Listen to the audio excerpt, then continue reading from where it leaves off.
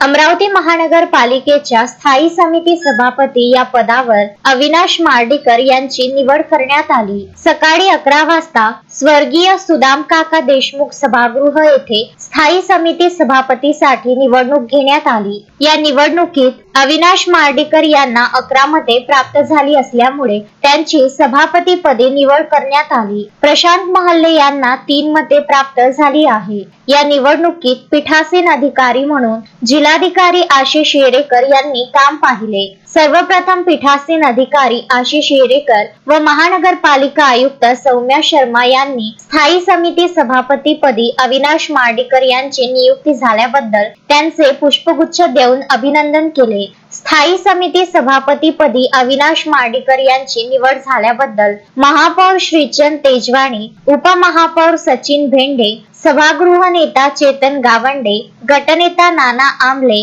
Doctor Rajendra Tayde, Shaikh Hamid Shaikh वाहिद, पदाधिकारी, नगरसेवक व नगरसेविका यांनी स्थायी समिती सभापती अविनाश मार्डीकर यांचे पुष्पगुच्छ देऊन स्वागत केले।